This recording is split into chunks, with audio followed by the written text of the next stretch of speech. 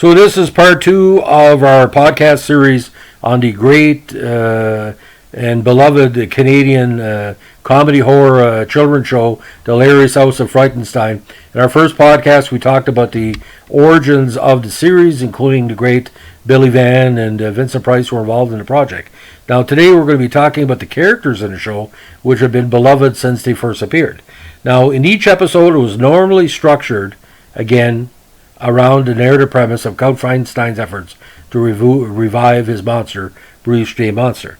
Now, Count Frightenstein, played by the great Billy Van, is again the main character of the show. He was the 13th son of Count Dracula, exiled to Castle Frightenstein in Frankenstein for his failure to revive Bruce, which was his monster. The core premise of the show was that he would be allowed to return to Transylvania only when and if he succeeded in his quest to revive him. Now, Count Frightenstein was also a black sheep, a vampire in other ways, including strong preference for eating pizza rather than drinking human blood.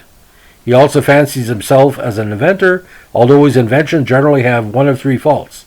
They're either dangerous, useless, or already a common household object, upon which his version is not an improvement. Now, his assistant Igor Fischgeras was Frightenstein's incompetent assistant. Now, supporting characters were just as paupers important. They were all played by Billy Van, except for a few. Now, the Wolfman, again by Van, is a disc jockey at radio station Ek, which is kind of a play on the Mad Ek, who spun rock and roll records while doing a Wolfman Jack impression. The Wolfman's theme song was Sly and the Family Stones, I Want to Take You Higher, which was deleted in some of the episodes because he didn't have the rights to the movies. Now, the segment featured then current hit singles by the Rolling Stones, Sly and the Family Stone, Tree Dog Night, or other top 40 radio stars of the time, which were referred to as golden oldies in order to avoid dating the program, with the Wolfman and Igor dancing in silhouette against a psychedelic background. Due to licensing reasons, the musical numbers are no longer shown in some reruns, although broadcast on YTV in the early 2000s, including the segments. Now, the Grammar Slammer was a disembodied voice who challenged Igor to correct grammatical errors, accompanied by an 8-foot purple monster named Bammer, who threatened to beat up Igor if he failed. Now, the Professor, played by Julie Sumner Miller, was a character who provided science lessons on such things as thermal expansion and a Cartesian diver. Now, Bwana Clyde Batty was a British explorer, again played by Van, who teaches about wild animals on Zany Zoo. His name is spoof of animal trader Clyde Beatty. His catchphrase is Ooga Booga. Now, Dr. Petfet, the veterinarian who teaches about domestic animals, whereas Zany Zoo was about wild fauna. He always offers the day's animal to Igor as a pet, but the sloth in the basement invariably refuses to allow Igor to keep the animal. Now, Griselda, the ghastly gourmet, was a witch voice as a parody of Julia Child, if Julia Child was, sexually active. He provides a version of a television cooking show as she cooks suitably ghastly recipes in her cauldron. In every one of her segments, she bangs her head on the pot above her cauldron and invariably describes the recipe a failure after it causes a small explosion.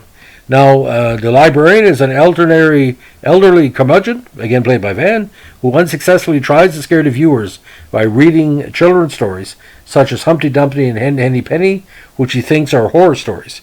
He also sometimes reads fables with unpleasant endings. He eventually admits to not being any more frightened than the viewers, but considers reading important nonetheless. Now, the Maharishi is a Hindu guru based on Maharishi Yoga, who shares bits of mystically inscrutable wisdom, e.g., it is written, the he who kicks the blind beggar in the marketplace during the eclipse can only curse the camel for its lack of discipline. Now, a large bag of flowers, which are dyed carnations, would then fall on top of his head afterwards, and he would throw up the peace sign. Now, the Oracle, a mystic who reads out horoscopes in a Peter Lorre voice, invariably knocking over and breaking his crystal ball in the process, would often get his hand temporarily stuck inside his replacement crystal ball. He then answers questions supposedly sent in from viewers. Now, the mini Count, Guy Big, is a 3-foot-tall clone of the Count, which kind of, I think, Mike Myers stole for Dr. Evil, but that's okay. He appears in brief sketches where he tells a joke. Now, Big was originally slated to play the main role as the Count, as the original character concept was based in part on the sight gag of a diminutive Count contrast against Igor's imposing height and weight. However, Big was not experienced enough as an actor to properly maintain Count Frightenstein's desired accent, so the role was recast to star Van, while a new similar role was written for Big. Now, the puppets in the show were performed by puppeteer Joe Torbay, including Harvey Wildbanger, the postmaster of Castle Frightenstein's Dead Letter Office. He would appear in sketches with the Count or Griselda, in which he would answer letters. Now, Gronk, a purple sea serpent who interacts with the Count or the Wolfman, would announce his presence with a loud call of Gronk. Now, Gronk's segments usually had the Count reading a book. The Count would then start explaining what the book was about, with Gronk interrupting him, usually mid-sentence, with a completely incorrect conclusion to what the Count had been reading. This would happen several times, leading to greater and greater frustration on the part of the Count, and segments with the Wolfman were generally one-line or two-line jokes. Now, Bammer was a large purple monster who assisted the grammar slammer in correcting Igor's poor grammar. Now, minor or in-steel characters, including the super hippie Mitch Markowitz, who was a hippie in superhero costume, who appears leading in out of commercials, sitting or flying in various locations as he delivers some variation on Don't Change the Channel.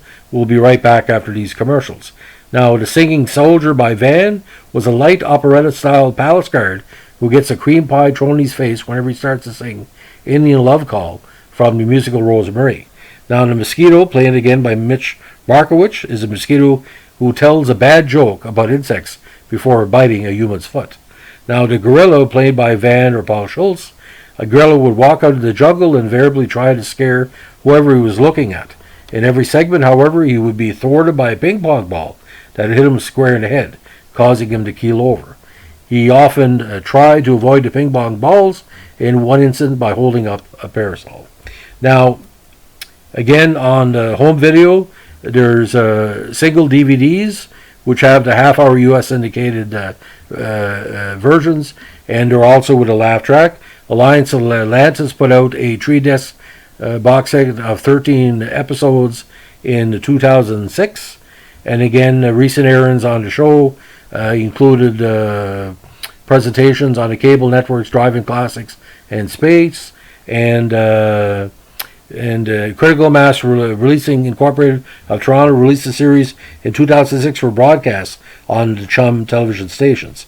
Now, again, Critical Mass announced the release of 9 more episodes in 2008, and again in July 19, 2009, the entire series without the Wolfman segments became available to stream on Crave in Canada. Now, what really stood out for a lot of people was the memorable quotes. For example, the opening poem of the show was talked by Vincent Price, and I hope I do him service. Another lovely day begins for ghosts and ghouls with greenish skin. So close your eyes and you will find that you've arrived in Frightenstein. Perhaps the Count will find a way to make his monster work today. For if he solves this monster mania, he can return to Transylvania. So welcome where the sun won't shine, to the castle of Count Frightenstein. Then dissolves in maniacal laughter. Now, the National Anthem by Igor and Fiska goes like this. Gory, gory Transylvania, where wolves and bats will always maim ya. The murky moors will likely claim ya as we go stumbling true. Sung to the battle hymn of the Republic, and it was sung once by Igor before the Count recites the pledge, hummed by him during the Count's pledge, and repeated afterwards by him as a big finish. Gory, gory Transylvania as we go stumbling.